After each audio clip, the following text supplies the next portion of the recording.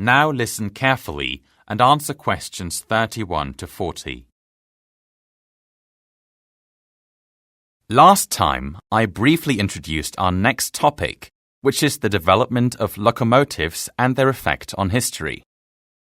We looked at the invention of the first locomotive by Richard Trevithick in 1804 in Wales, and I explained the basic concepts and designs of the first locomotives. Today, I'd like to move ahead and discuss the development of trains and railway systems thereafter. Trevithick's locomotive was not a financial success, unfortunately, but there was modest development of small rail systems in Great Britain after that. However, it wasn't until the early 1830s that large-scale railway construction began, and this was mainly due to industrialization sweeping across Great Britain, which increased demand for faster and cheaper transport. Centres of industry which contained new factories needed connections to port cities, where manufactured products could be shipped abroad. Likewise, raw materials needed to be sent to manufacturing plants. And it wasn't just in the UK that railways were being built, but all around the world, and this caused international trade to grow at a rapid rate. The mid-1800s saw an explosion of railway construction on large landmasses. Continental Europe was also seeing an explosion of train rails because of the demand of industrialization. Rail transport spread around the globe quickly, notably in North America. In the US, some rail projects began in the early 1800s, but it was not until the Baltimore and Ohio Railroad in 1828 that a railroad fully connected cities in an entire region. It was also the first railway to be totally open to the public, rather than for a limited clientele. Canada also joined in and began building railways extensively in the 1850s. The discovery of gold in the western part of North America offered an additional incentive, and by the end of the century, the US and Canada each had built transcontinental railways connecting the east and west coasts. In the 20th century, there were several historic occasions that affected railway construction. Most early trains ran by coal-powered steam engines.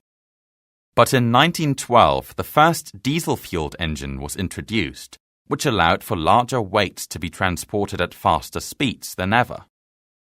Long-distance land trips, which had previously taken weeks or even months, could now be accomplished in just a matter of days. Railway construction continued at a fast rate, as demand was growing for both commercial transport and passenger transit. The occurrence of World War I and World War II slowed down the growth of railway systems a bit, as often they were military targets and required reconstruction after being destroyed or damaged during battles. But another period of rapid growth occurred in the 1950s, as Europe and other parts of the world rebuilt following the aftermath of World War II. Following that, trains were the most popular method of land transportation, until usage of automobiles and aircrafts became more widespread and popular.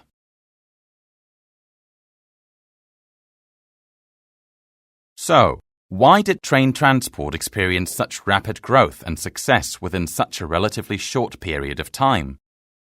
Before locomotives, land transport was primarily limited to wagons pulled by animals. Travel times were incredibly long, making trade rather expensive and difficult. So world trade, even trade within the United Kingdom, was limited. Industrialization drove the development of railways as the period demanded larger quantities of materials and a better way to transport products. Manufacturers insisted on having a way to transport their goods more rapidly and cheaply to consumers or centers of commerce. And because of that, consumers started seeing a drop in the cost of manufactured products. Another reason rail systems grew so quickly, for Europeans and the British in particular, is that they allowed countries to have greater control of their colonies around the world. Soldiers and military equipment could easily and quickly be moved to wherever they were needed. Needed supplies were easily transported across great distances to more remote areas. Were it not for rail systems, control of foreign territories would have been impossible. And these days, the popularity of passenger trains continues to grow, and they have become even more innovative and cost-efficient. Cleaner fuels are being used, and with the development of electric trains, railway systems are more environmentally friendly. These days, we have very sleek and modern trains in many countries that travel at speeds of up to 430 kilometers per hour. And now we are seeing the further construction of electromagnetic train systems, which run on perfectly clean energy. Rapid development of advanced railway systems in East Asia and continental Europe have made trains the most popular method of travel in those regions.